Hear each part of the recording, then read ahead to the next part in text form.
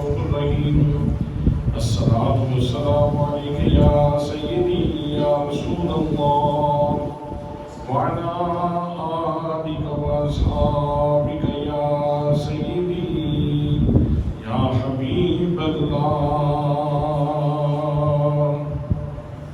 وڈیاں میرا والیا سایا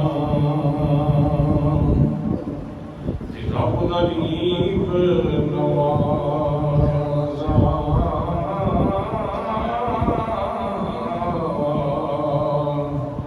اپنے فضل کرم تھی کھولی مولا رحمت نا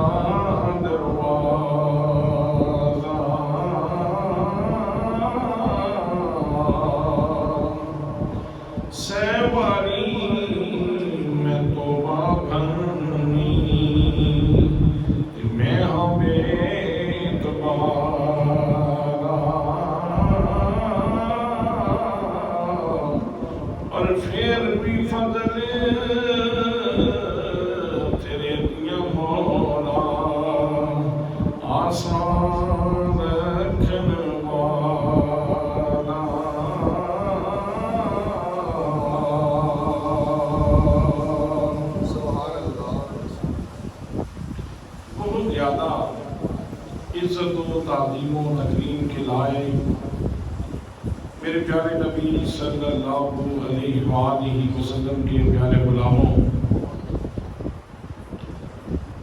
ماہ رمضان المبارک کی حسین ساعتیں، حسین گھڑیاں ہم سے رخصت ہوئیں، عید الفطر کی خوشیوں سے ہم مالا مال ہوئے اور اب شوال المقدم ہے اور شوال کا یہ پہلا جمعہ ہے۔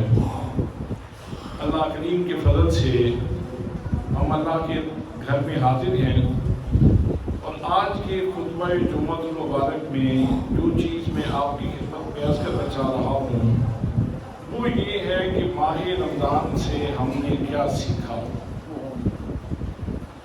ماہ رمضان سے ہم نے کیا سیکھا اور آگے ہمارا پروگرام کیا ہے، فردر ہم نے کیا کرنا ہے، ہمارے عمل کا زاویہ کیا ہونا چاہیے، ہماری سوچ کا زاویہ کیا ہونا چاہیے، ہمیں کن حدود پہ سوچنا چاہیے اور کن حدود پہ عمل کرنا چاہیے۔ آج کے اس خطبہ جمعہ مبارک میں یہ چیز آپ کی خدمت میں عرض کرنا چاہ رہا ہوں۔ دعا ہے کہ اللہ کریم مجھے حق کہنے کی توفیق نصیب فرمائے اور مجھے بیان کر کے آپ کو سن کے اس کے اوپر عمل کرنے کی توفیق نصیب فرمائے۔ برادران اسلام، ماہ رمضان مبارک کا ایک خاصہ یہ ہے کہ اس میں اللہ کریم نے ہمیں قرآن مقدس سننے کی سعادت نصیب فرمائی۔ بہت سارے خوش نصیبوں کو اللہ کریم نے قرآن مقدس سنانے کا موقع عطا فرمایا اور بہت سارے لوگ ایسے ہیں کہ جن کو سننے کی سعادت نصیب فرمائی۔ قرآن مقدس نے ہمیں کیا پیغام دیا؟ قرآن مقدس سے جب ہم نے پوچھا کہ ہم کون ہیں، ہم کہاں سے آئے ہیں اور یہاں ہماری حیثیت کیا ہے اور ہمیں یہاں کیسے زندگی گزارنی چاہیے، جب یہ چند سوالات ہم نے قرآن مقدس سے کیے تو قرآن مقدس نے بڑا حسین جواب دیا۔ سب سے پہلی بات یہ ہے کہ ہم کہاں سے آئے ہیں۔ تو حضرات، اللہ کریم نے انسان کو دو چیزوں سے ملا کے بنایا ہے، ایک انسان کا جسم ہے اور ایک انسان کی روح ہے۔ انسان کا جسم یہ اللہ کریم نے 4 عناصر سے بنایا، آگ سے، پانی سے، ہوا سے اور مٹی سے۔ عجیب بات ہے، مجموعہ ازداد یعنی یہ چیزیں آپس میں ضد ہیں، آپس میں ایک دوسرے کی مخالف ہیں، لیکن اللہ کریم نے ان ساری چیزوں کو جمع کر کے اپنی قدرت کا ایک رنگ دکھایا۔ تو ان چاروں چیزوں سے ہمارا جسم بنایا۔ اگر ہم باقی مخلوق کو دیکھیں جو زمین کے سینہ پہ گردش کر رہی ہے، گھوم رہی ہے، پھر رہی ہے، تو ان کے جسموں کو دیکھیں تو ان کے جسم بھی تو انہی 4 عناصر سے بنے ہوئے ہیں۔ آپ جانوروں کی لسٹ دینے کی کوئی ضرورت نہیں، جتنے بھی جانور ہیں وہ سارے کے سارے انہی 4 عناصر سے بنے ہوئے ہیں، لیکن حضرات اللہ کریم نے اس میں انسان کو یہ شرف عطا فرمایا ہے کہ باقی جتنی بھی چیزیں ہیں ان کو کن کی تاثیر سے پیدا فرمایا، لیکن جب انسان کی باری آئی تو اللہ کریم فرماتا ہے فَخَلَقْتُهُ بِيَدَيَّ، میں نے تجھے اپنی قدرت کے دونوں ہاتھوں سے بنایا ہے۔ یعنی انسان کو دستے قدرت کا لمس نصیب ہے، اس کو یہ شرف نصیب ہے کہ اللہ کریم نے اس کو اپنے دستے قدرت سے بنایا ہے۔ حضرات محترم، جب یہ دستے قدرت سے بن رہا تھا تو یہ جسم آواز دے رہا تھا رہوں پوزا کر تیرے سامنے مجھے چاک سے نہ اتار۔ کس پیار سے اس کاریگر نے بنایا، کس محبت سے اللہ کریم نے انسان کا جسم بنایا، تو یہ انسان کا شرف ہے کہ اللہ کریم نے اس کو اپنے دستے قدرت کا لمس عطا فرمایا۔ باقی چیزیں بھی انہی 4 عناصر سے ان کے جسم بنے ہیں، لیکن یہ خاص شرف کی بات ہے جو میں نے آپ کی خدمت میں عرض کی۔ اور پھر بنانے میں اللہ کریم نے ارشاد فرماتا ہے والتین، مجھے قسم ہے انجیل کی، والزیتون، اور مجھے قسم ہے زیتون کی، وطور سینین، اور مجھے قسم ہے طور سینا کی، وہذا البلد الامین، اور مجھے قسم ہے اس امن والے شہر مکہ المکرمہ کی، لقد خلقنا الانسان فی احسن تقویم، ہم نے اس انسان کو حسین ترین پیکر میں بنایا۔ 4 قسمیں اٹھائیں، 4 قسمیں اٹھانے کے بعد پھر لام تاکید لگایا، پھر قد تحقیق کے لیے لگایا، پھر جمع کا صیغہ استعمال فرمایا۔ اتنی تاکیدات ذکر کرنے کے بعد ارشاد فرمایا کہ ہم نے اس انسان کو حسین ترین پیکر عطا فرمایا ہے۔ کائنات میں پھر کے گھوم کے آپ دیکھ لیں، جتنی چیزیں اللہ نے پیدا کی ہیں ان ساری چیزوں میں سے سب سے حسین پیکر انسان کا ہے۔ مور میں بھی وہ خوبصورتی نہیں، اور دیگر کسی چیز کے اندر بھی اتنی خوبصورتی نہیں جتنی خوبصورتی اللہ کریم نے انسان کو عطا فرمائی ہے۔ اور اس کی ایک وجہ یہ بھی ہے کہ اللہ نے اپنا محبوب آدم بھی اسی سراپا میں بھیجا ہے، اسی پیکر میں بھیجا ہے، اسی تقویم میں بھیجا ہے۔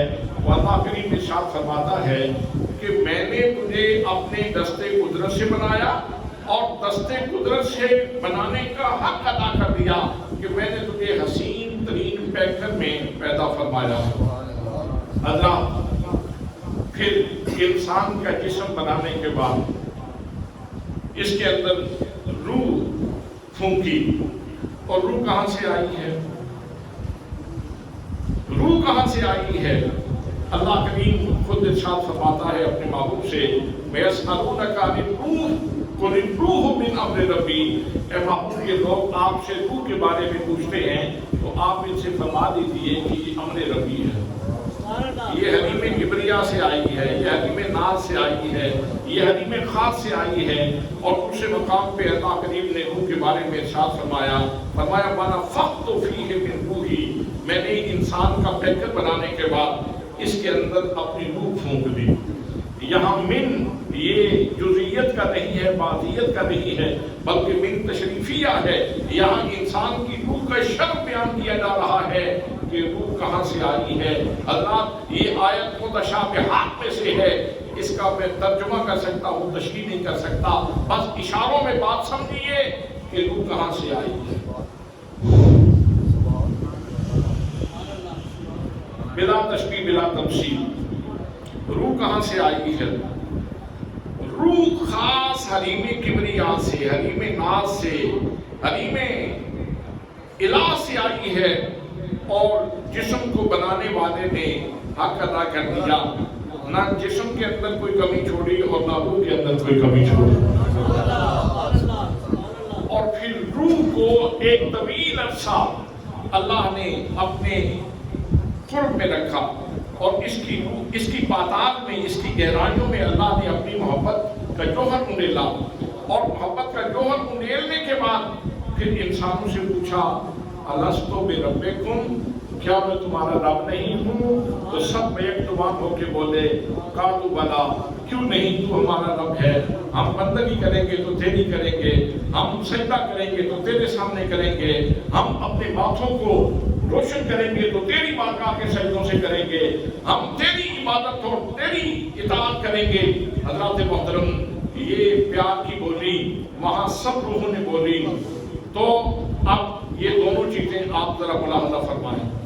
جسم کے بارے میں نے آپ کی خدمت میں عرض کر دی کہ اللہ نے کس پیار سے بنایا، اور روح کے بارے میں نے عرض کر دی کہ اللہ کریم نے اس کو کیسے تشکیل دیا، اور پھر اس کو کیسے حریم ناز میں رکھا، اپنے قرب خاص میں رکھا، اور اس کی گہرائیوں میں اپنی محبت کا جوہر انڈیلا۔ پھر ان دونوں چیزوں کو ملا کر اللہ کریم نے یہ عالم امتحان میں اتار دیا، اس جہان رنگوں میں اتار دیا۔ لیکن یہاں تھوڑی سی مزید بات سمجھنے کی ضرورت ہے کہ اللہ کریم نے اس انسان کے وجود کے اندر دو قسم کی قوتیں رکھ دی۔ ایک اس کے اندر اللہ کریم نے نفس رکھ دیا جو شیطان کا نمائندہ ہے، اور ایک اس کے اندر ضمیر کی صلاحیت رکھ دی جو رحمان کا نمائندہ ہے، رحمان کا نمائندہ ہے۔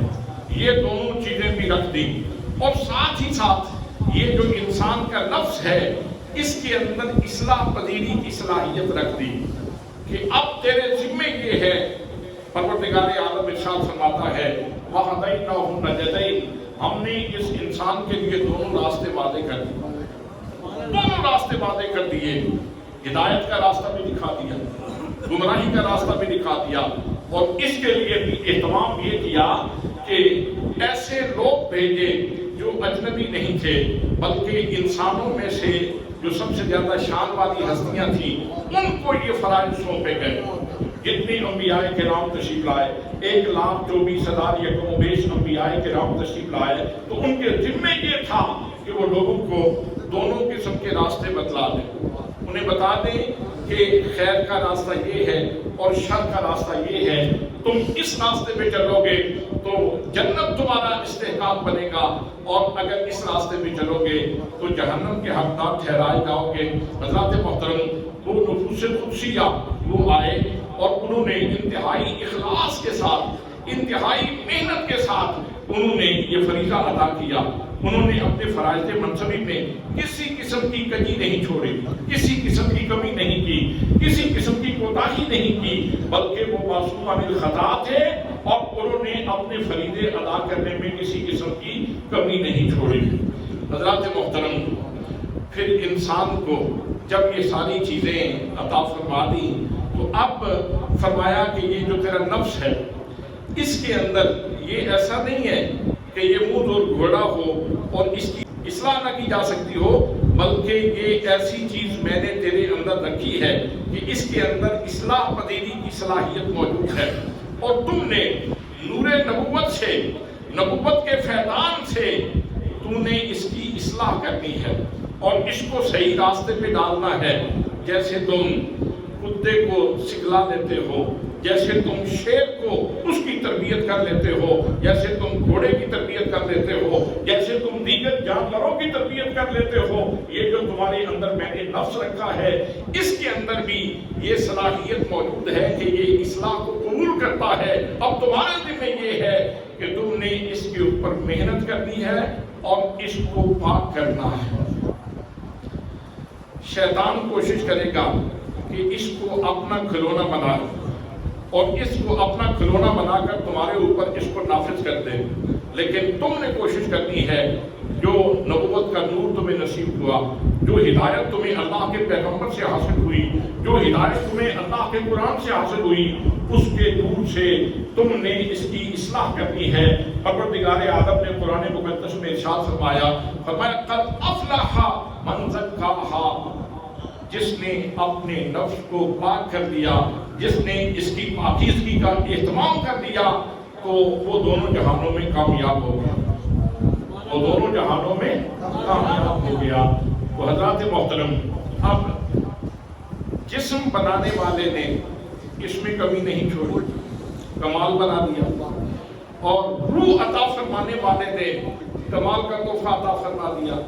یہ دونوں چیزیں ملا دی اور ان دونوں چیزوں کو ملا کر انسان کو اس جہان آب و گل میں اتار دیا اور پھر ساتھ ہی دونوں راستے بھی واضح کر دیے اور کہا کہ یہ کانٹے بھی موجود ہیں اعمال سیئہ کی صورت میں, برے اعمال کی صورت میں کانٹے بھی پڑے ہیں اور اعمال حسنہ کی صورت میں پھول بھی پڑے ہیں. دامن تیرا موجود ہے. اب ہم دیکھتے ہیں کہ تو اپنے دامن میں پھول ڈالتا ہے یا اپنے دامن میں کانٹے بھر کے لے آتا ہے. حضرات محترم, اس ساری حقیقت کو پروردگار عالم نے ان لفظوں میں بیان کیا. فرمایا خلق الموت والحیات لیبلوکم ایکم احسن عملا. فرمایا او میرے بندو, میں نے موت کو پیدا کیا, میں نے حیات کو پیدا کیا اور میں نے یہ کیوں موت و حیات کو تخلیق کیا.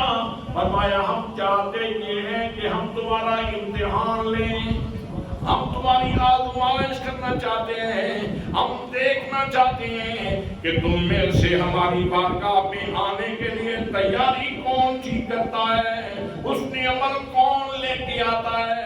اور میرے بندے سن لے, یہ زندگی کا چراغ ایک دن گل ہو جائے گا, موت تاری ہو جائے گی, یہ سانسوں کی مادہ ٹوٹ جائے گی, تم نے یہ جہان چھوڑنا ہے اور پھر اپنے رب کی طرف لوٹ کے آنا ہے. تو میں دیکھنا چاہتا ہوں تم میری بارگاہ میں آتے ہو تو کتنے بن سنور کے آتے ہو.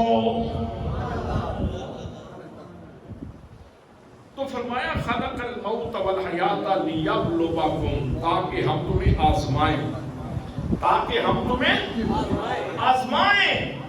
تو تعین کر دیا کہ تم خوبصورت بہت ہو, تمہارا جسم بھی بڑا خوبصورت ہے, احسن تقویم کا درجہ رکھتے ہو, تمہاری روح بھی بڑی شان والی ہے, لیکن یاد رکھنا تمہارا دشمن بھی بڑا چالاک ہے, تمہارا دشمن بھی بڑا چالاک ہے. ان الشیطان للانسان عدو مبین, شیطان تمہارا کھلا دشمن ہے. یہ ہر کام پہ تمہیں گمراہ کرنے کی کوشش کرے گا, یہ تمہیں ڈیٹیک کرنے کی کوشش کرے گا, یہ تمہیں صحیح راستے سے ہٹانے کی کوشش کرے گا, یہ تمہیں اللہ کی محبت سے محروم کرنے کی کوشش کرے گا, یہ تمہیں اللہ کے رسول صلی اللہ علیہ وسلم سے دور کرنے کی کوشش کرے گا. لیکن لوگوں یاد رکھو, تم نے یاری شیطان سے نہیں لگانی, بلکہ تم نے دوستی رب رحمان سے رکھنی ہے.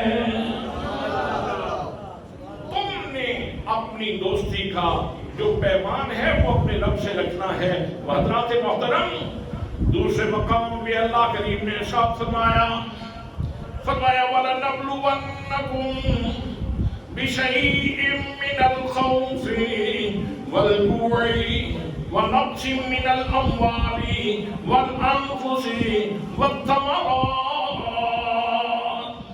فرمایا میرے بندو, اس جہان میں بے شک خوبصورتیاں بہت ہیں, اس جہان میں بے شک لذتیں بہت ہیں, لیکن یاد رکھو اس جہان کے اندر آزمائشیں بھی بہت ہیں.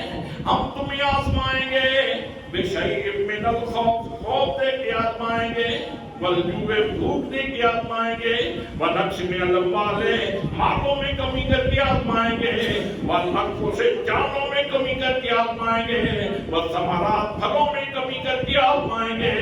اب جو آزمائش میں پورا اترے گا, فرمایا وَبَشِّرِ الصَّابِرِينَ.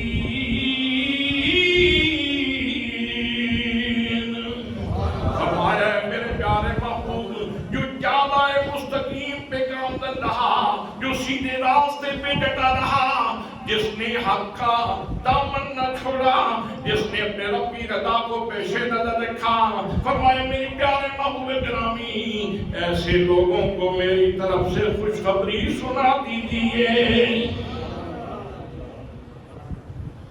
اللہ اکبر. اب دو چیزیں واضح ہو گئیں. ایک چیز تو یہ واضح ہو گئی کہ انسان جسم و روح ہر دو اعتبار سے اس کائنات میں دولہا ہے، اس کائنات میں دولہا ہے، روح کے اعتبار سے بھی اور جسم کے اعتبار سے بھی یہ اللہ کی قدرت کی ندرت کاری کا حسین ترین شاہکار ہے۔ ایک بات تو یہ پتہ چلی اور دوسری بات یہ پتہ چل گئی کہ بے شک یہ حسین ہے، بے شک یہ جمیل ہے، بے شک یہ قدرت کا شاہکار ہے، لیکن آوارہ نہیں ہے، آوارہ نہیں ہے۔ یہ صرف عیاشی کے لیے نہیں آیا، بے شک نعمتیں بہت ہیں اور اللہ کریم نے حلال نعمتوں کا ایک تسلسل قائم فرمایا ہے۔ بے شمار حلال نعمتیں ہیں جن کا مینیو عطا فرما دیا، جن کی لسٹ عطا فرما دی، جن کا ایک تفصیلی سلسلہ جاری فرما دیا، فرمایا ان حلال لذتوں سے تم استفادہ کر سکتے ہو، اور جو حرام چیزیں تھیں لذت والی ان کے بارے میں بھی بتا دیا کہ یہ تیری بربادی کا باعث ہو سکتی ہے، یہ اللہ کی ناراضگی کا باعث ہو سکتی ہے، اس سے تیرا رسول ناراض ہو سکتا ہے، اس سے تیری روح اس کی صلاحیتیں مسخ ہو سکتی ہیں، اس لیے تو نے شرف انسانیت کی چادر کو تار نہیں کرنا، بلکہ تو نے انتہائی احتیاط کے ساتھ اپنی زندگی گزارتے ہوئے اپنے آخری لمحے تک صبر کرنا ہے، اور پھر موت کا جام پی کے، موت کا ذائقہ چکھ کے، موت کے پل سے گزر کے تو نے سیدھا ہماری بارگاہ میں آ جانا ہے۔ حضرات محترم، جب یہ دو چیزیں واضح ہو گئیں تو ایک تیسری چیز کے بارے میں ارشاد فرمایا، وہ یہ ہے کہ بڑا حسین بنایا بنانے والے نے، لیکن کہا کہ یہ چادر اتنی دیر تک اس کا شرف سلامت رہے گا جب تک تو میری بارگاہ میں جھکنے والا بنے گا۔ جہان ابتلا میں اتار دیا، کہا کہ دونوں راستے واضح ہو گئے ہیں، اب ہم دیکھتے ہیں کہ تم توہین آدمیت کرتے ہو یا تکریم آدمیت کرتے ہو۔ اپنے رویے سے، اپنے اخلاق سے، اپنے اعمال سے تم انسانیت کی توہین کا باعث بنتے ہو یا انسانیت کی تکریم کا باعث بنتے ہو۔ حضرات محترم، جو لوگ ایمان کی دولت قبول کرتے ہیں اور اپنے سینے کو نور ایمان سے منور کر لیتے ہیں، اللہ کریم ان کو وہ شرف عطا فرماتا ہے۔ حسین تو پہلے ہی تھے کہ ان کے پاس شرف انسانیت موجود تھا۔ میرے آقا کریم صلی اللہ تعالیٰ علیہ وسلم کعبۃ اللہ کا طواف کر رہے ہیں، طواف کرتے کرتے میرے آقا کریم صلی اللہ تعالیٰ علیہ وسلم ترجمان حقیقت ہیں، جو اللہ کے سسٹم کے ترجمان ہیں، آپ کعبۃ اللہ کو مخاطب ہو کے ارشاد فرماتے ہیں، اے اللہ کے گھر تیری بڑی عزت ہے، تیری بڑی شان ہے، تیرا بڑا مقام ہے اور تیرا بڑا مرتبہ ہے، لیکن کعبے سن لے، تجھ سے زیادہ بندہ مومن کی حرمت قابل احترام ہے۔ بندہ مومن کی حرمت تجھ سے زیادہ ہے، اور اس کا ایک منظرنامہ زمانے نے اس وقت بھی دیکھا کہ وہ شخصیت جو کبھی اگنورڈ پرسن تھی، جن کو فراموش کیا جاتا تھا اور جن کو صنادید مکہ برابر نہیں بیٹھنے دیتے تھے اور کہتے تھے تم کالے ہو، تیری آنکھیں چھوٹی ہیں، تم اجمی ہو، تم ہمارے برابر بیٹھنے کی صلاحیت نہیں رکھتے، ہم سردار ہیں، ہم رائل فیملی سے تعلق رکھتے ہیں، تم نیچے بیٹھا کرو۔ پھر وہ وقت بھی آیا کہ اسی کالے رنگ والے بلال کو میرے نبی نے کعبے کی چھت کے اوپر چڑھا دیا۔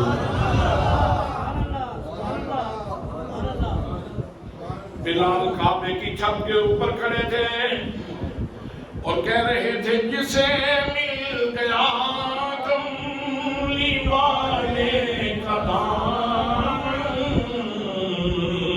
اسے تو جہاں کا خزانہ ملا ہے، جسے مل گیا کملی والے دامن، اسے تو جہاں کا خزانہ ملا ہے۔ جنہوں نے نور ایمان سے اپنے آپ کو منور کر دیا تو ان کے بارے میں کہا ہے ہم خیر البریہ، یہ زمین کے اوپر سب سے اچھے لوگ ہیں، یہ اللہ کی زمین کے اوپر سب سے اچھے لوگ ہیں، اور جنہوں نے کفر کیا، جنہوں نے شرک کیا، جنہوں نے اللہ کی نافرمانی کی، جنہوں نے نبوت کی گستاخیاں کی، فرمایا ہم شر البریہ، یہ زمین کے سینے کے اوپر سب سے برے لوگ، یہ زمین کے سینے کے اوپر سب سے برے لوگ ہیں۔ حضرات پھر انہی لوگوں کے بارے میں مختلف عناوین دیے ان کو، جنہوں نے شرف انسانیت کی چادر کو تار تار کیا، جنہوں نے انسان کی تکریم کی بجائے توہین کا اہتمام کیا، ان کو مختلف عنوان دیے۔ کبھی کہا سمن، بکمن، امیون، فہم لا یرجعون، فہم لا یؤمنون، یہ بہرے ہیں، یہ اندھے ہیں، یہ گونگے ہیں، یہ ایمان نہیں لائیں گے، یہ اللہ کی طرف نہیں لوٹیں گے، یہ اللہ کے رسول کی طرف لوٹ کے نہیں آئیں گے۔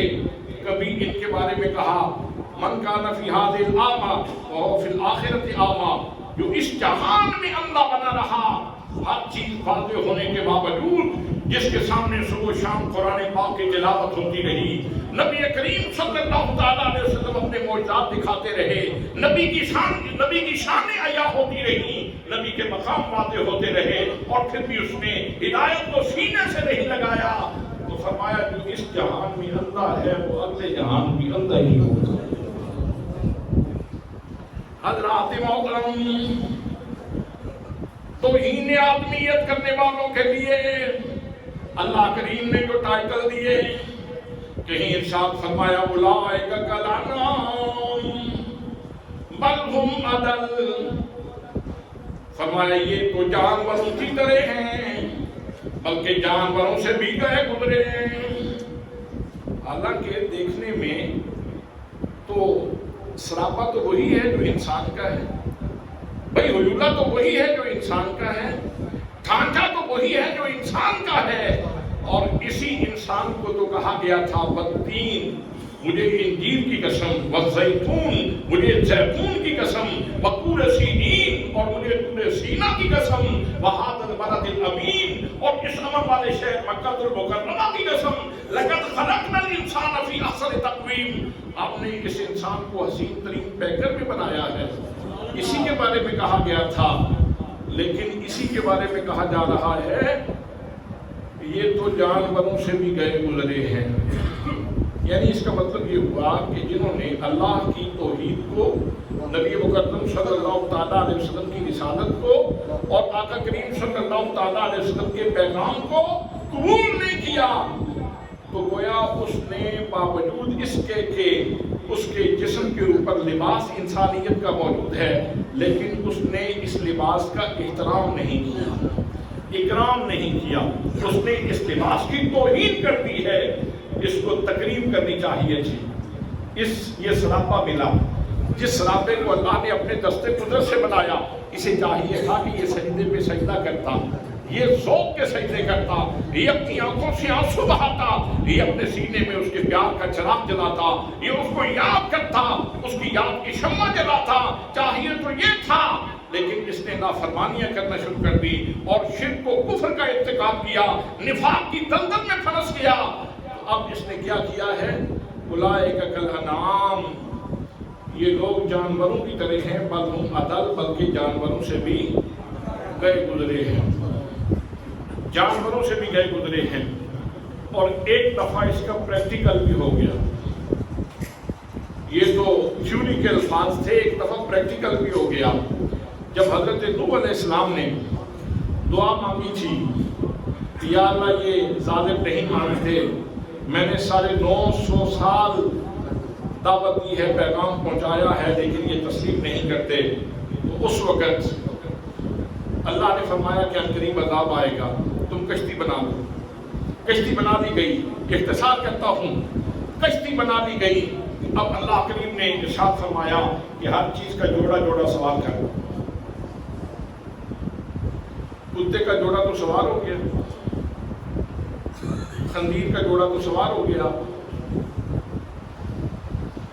یعنی جتنے جانور تھے صفائے ہستی کے اوپر، زمین کے سینے کے اوپر، سب کے جوڑے جوڑے جمع کر دیے گئے. ماننے والے پہلے سوار کر دیے گئے، کلمہ پڑھنے والے پہلے سوار کر دیے گئے، اور پھر جانوروں کا جوڑا جوڑا بھی جمع کر دیا گیا اسی کشتی میں.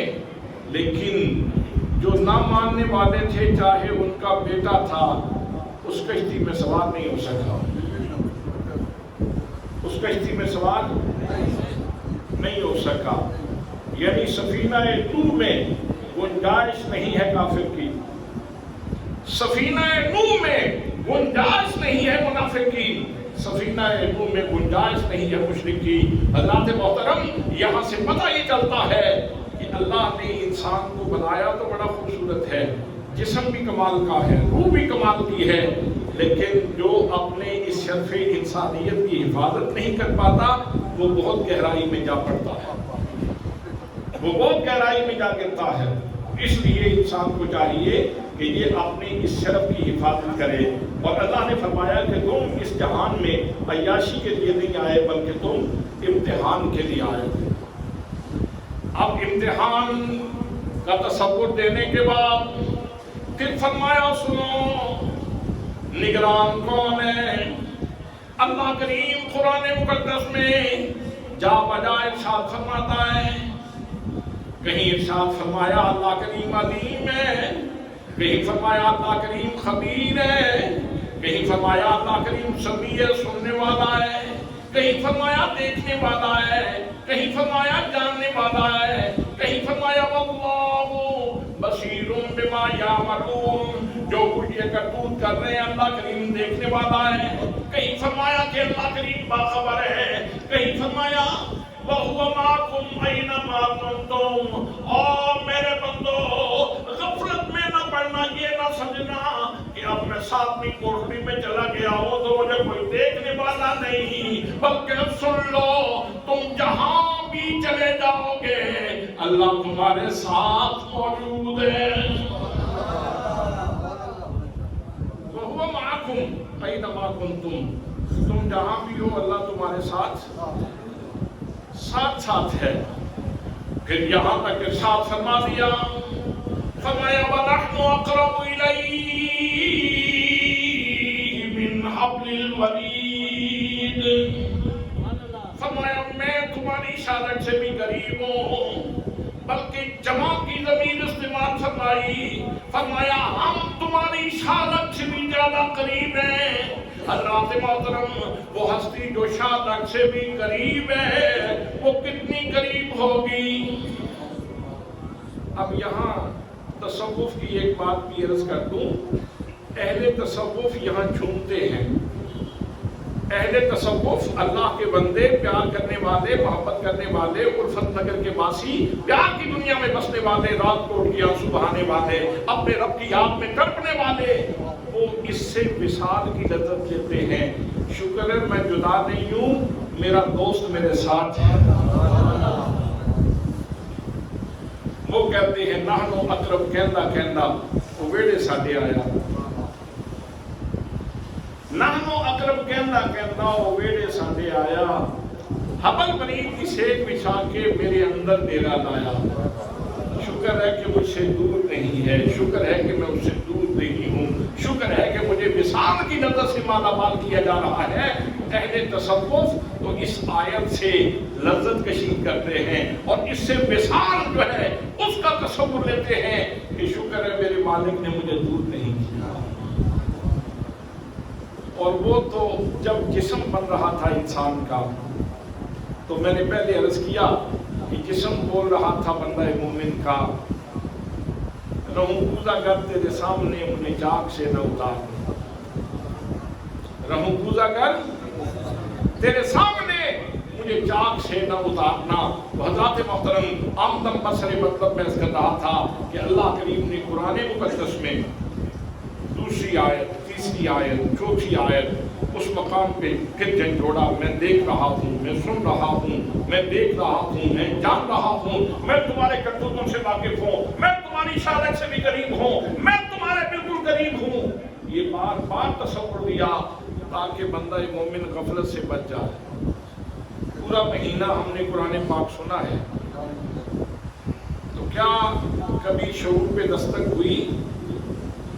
دل کے دروازے پہ کبھی نوکنگ ہوئی، کبھی دستک ہوئی کہ ہم بیدار ہو جائیں، ہم جاگیں اور اپنے بارے میں یہ دیکھیں کہ کتنی گھڑیاں باقی رہ گئی۔ اب یہ جو سفید بالوں والے میرے جیسے لوگ ہیں، ان کو تو سامنے ہر چیز نظر آ رہی ہے، ان کے سامنے تو آئینہ بالکل عیاں ہے۔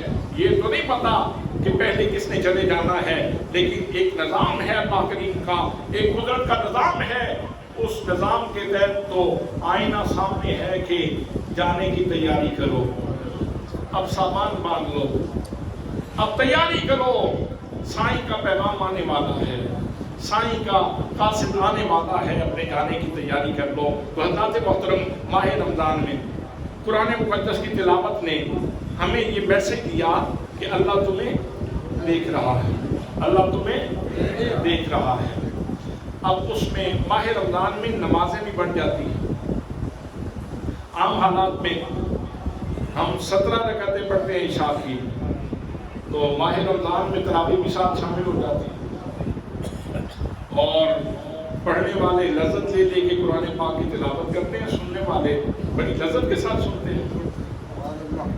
حضرات محترم، قرآن بھی سن لیا، نماز ادا کی، تو نماز کی ہر رکعت میں نبی کریم صلی اللہ علیہ وسلم کی صدا بھی کانوں میں گونجتی رہی، نبی کریم صلی اللہ علیہ وسلم کا پیغام بھی کانوں میں گونجتا رہا۔ فرمایا ان تعبد اللہ کأنک تراہ وإن لم تکن تراہ فإنہ یراک۔ اور نماز پڑھنے والے، وضو کر کے پاکیزگی حاصل کر کے مسجد میں آنے والے، اللہ کے حضور کھڑے ہونے والے، جب تم نماز پڑھتے ہو تو اس تصور سے کھڑا ہوا کرو جیسے تم اللہ کو دیکھ رہے ہو۔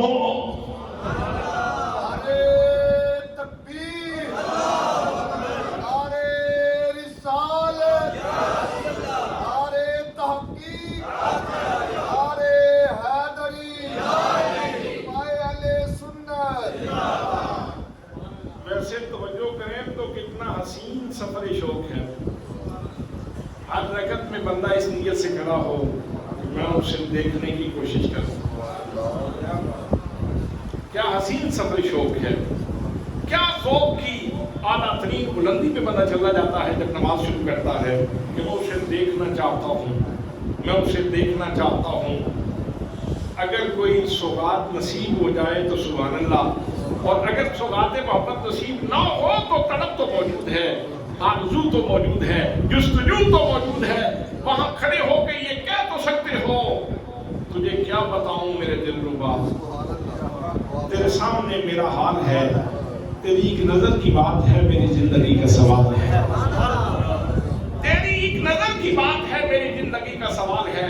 حضرات محترم، فرمایا اگر یہ تصور نہ بن سکے تو کم از کم اتنا تصور تو رکھو کہ اللہ تمہیں دیکھ رہا ہے، اللہ تمہیں دیکھ رہا ہے۔ اور کسی صاحب ذوق کے لیے میں عرض کرتا رہتا ہوں، چھوٹی بات نہیں ہے، یہ بھی بڑی بات ہے۔ شکر ہے میں مسکین تے سونے دی نظر، شکر ہے میں مسکین تے سونے دی، شکر ہے میں مسکین تے سونے دی نظر ہے۔ اقبال قلندر لاہوری نے کہا تھا، خرد کے پاس خبر کے سوا کچھ اور نہیں، تیرا علاج نظر کے سوا کچھ اور نہیں، تیرا علاج نظر کے سوا کچھ اور نہیں۔ اور اس سے بڑی عنایت اور کیا ہے کہ مالک خود کہے کہ میں تجھے دیکھ رہا ہوں، میں تجھے دیکھ رہا ہوں۔ حضرات، ماہ رمضان میں قرآن نے یہ سبق یاد کروایا کہ اللہ دیکھ رہا ہے، نماز نے یہ سبق یاد کروایا کہ اللہ دیکھ رہا ہے۔ اچھا، عصر کا وقت تھا اور فریج میں ساز و سامان پڑا ہے کھانے پینے کا، بھوک شدید لگی ہوئی تھی، پیاس بھی شدت کی تھی، ابھی تو موسم اچھا تھا، بہار کا تھا، کبھی گرمیوں میں بھی تو ماہ رمضان آتا ہے اور ہونٹ خشک ہوئے ہوتے ہیں اور پانی اس وقت بہت بڑی نعمت لگتا ہے.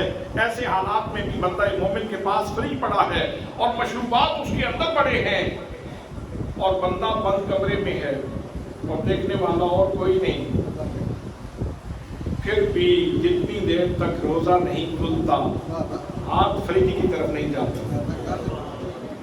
اٹھا لو نہ نکالو، نفس شیطان اگر بولے بھی اور کہے کہ نکالو اور ایک جام پی لو، ایک پیالہ پی لو، تو جواب آتا ہے، ضمیر زندہ کی آواز آتی ہے، نہیں، وہ مجھ سے روٹھ جاتا ہے اور میں اس کو ناراض نہیں کرنا چاہتا. کہیں میرا مالک مجھ سے روٹھ نہ جائے. وہ دیکھ رہا ہے، وہ دیکھ رہا ہے، وہ دیکھ رہا ہے، میرا رب مجھے دیکھ رہا ہے، تو اس لیے مجھے وہ کرنا ہے جس سے وہ راضی ہو. اگر سارا دن میں نے بھوک اور پیاس کے ساتھ گزار دیا ہے تو جنت میں باقی ہے، کوئی بات نہیں، میں یہ بھی مشقت جھیل لوں گا لیکن اپنے رب کو راضی کر لوں گا، اپنے رب کو راضی کر لوں گا. تو حضرات، میں نے مقدمہ تقریر میں یہ بات عرض کی تھی کہ میں نے آپ کی خدمت میں آج یہ عرض کرنا ہے کہ ماہ رمضان ہمیں کیا دے کے گیا ہے. ماہ رمضان ہمیں کیا دے کے گیا ہے؟ تو یہی بات آپ کی خدمت میں پھر عرض کرنا چاہتا ہوں. ماہ رمضان احساس دے کے گیا ہے.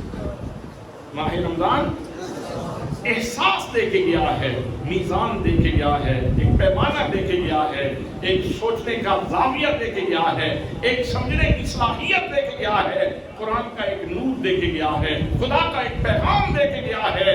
اب ہم نے 11 مہینوں میں اس پیغام کو کیسے سینے سے لگانا ہے اور اس کے اوپر کیسے عمل کرنا ہے اور اس سے کیسے روح کشی کرنا ہے اور اس سے کیسے ہدایت لے کر اپنی عملی زندگی کو منور کرنا ہے، معطر کرنا ہے، یہ ہمارے اوپر ڈیپینڈ کرتا ہے.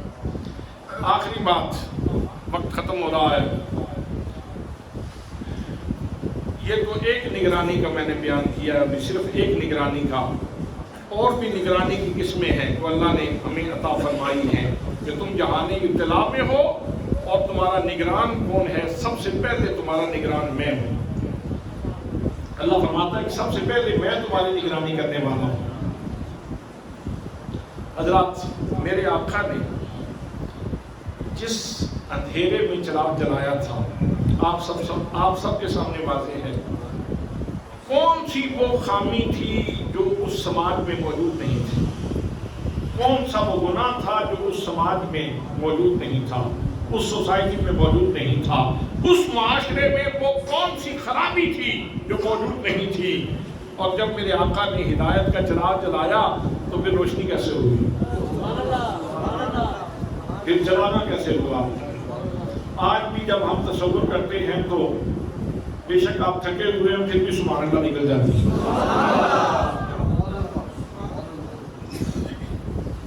سبحان اللہ پھر بھی نکل جاتی ہے. سبحان اللہ. میرے آقا نے کیا انقلاب برپا کیا، میرے آقا نے کیسے اخلاق سوار دیے، میرے آقا نے کیسے لوگوں کی زندگیاں بدل دی. وہ جو ڈکیتیاں کرتے تھے ان کو امین بنا دیا، ان کو امین بنا دیا. وہ جو شراب اور زنا کے عادی تھے پاکیزگی دے دی اور اخلاق و کردار کا ایک مینار بنا دیا. حضرات محترم، میرے آقا کریم صلی اللہ تعالیٰ علیہ وسلم نے یہی تصور یاد کروایا کہ یاد کر لو، تم عیاشی کرنے کے لیے نہیں آئے، جہان ابتلاء میں ہو، جہان آزمائش میں ہو، اور اللہ تمہیں دیکھ رہا ہے، اللہ تمہیں دیکھ رہا ہے، اللہ تمہیں دیکھ رہا ہے. وہ ایک بڑھیا جو اپنی بیٹی سے کہہ رہی تھی کہ بیٹا دودھ میں پانی ملا دو، دودھ والا آ رہا ہے تو دودھ میں پانی ملا دو. آگے سے بیٹی کہتی ہے ماں نہیں، یہ نہیں ہو سکتا، امیر المومنین نے منع کیا ہوا ہے کہ دودھ میں پانی نہیں ملا. کاش آج بھی اس سوسائٹی میں بھی ایسے کردار تشکیل پائیں کہ اگر کوئی بندہ، گھر کا کوئی ایک فرد کہیں ٹی ٹریک ہونے لگے، راستے سے ہٹنے لگے، تو 4 بندے اس کو سہارا دینے والے ہو، نہیں اس طرح نہیں، اس راستے پہ نہیں، اس راستے پہ چلنا ہے، ادھر نہیں ادھر جانا ہے۔ آج اگر کسی کا پاؤں پھسلے تو باقی 10 بندے اس کو دھکا دے کے ذرا اور گہرائی میں پھینکنے کی کوشش کرتے ہیں۔ اور چھوٹے بچوں کے سامنے گھروں میں اتنے جھوٹ بولے جاتے ہیں، لاڈ میں، پیار میں اتنے جھوٹ چھوٹے چھوٹے بچوں کے سامنے بولے جاتے ہیں کہ بچہ سمجھ شعور کے قابل ہونے تک وہ کافی ساری حماقتیں سیکھ جاتا ہے۔ وہ سمجھتا ہے کہ شاید سوسائٹی کا جوہر یہی ہے، حسن یہی ہے، جمال یہی ہے کہ میں نے زیادہ سے زیادہ جھوٹ اکٹھے کرنے ہیں۔ حضرات محترم، عام بسر مطلب میں عرض کر رہا تھا کہ بیٹی نے کہہ دیا اماں نہیں، امیر المومنین نے منع کیا ہوا ہے میں دودھ میں پانی نہیں ملاؤں، تو ماں نے آگے سے جواب دیا، اس نے کہا امیر المومنین کون سا دیکھ رہا ہے؟ تو آگے اس زندہ ضمیر والی بیٹی نے جواب دیا، اماں امیر المومنین تو نہیں دیکھ رہا، اس کا خدا تو دیکھ رہا ہے۔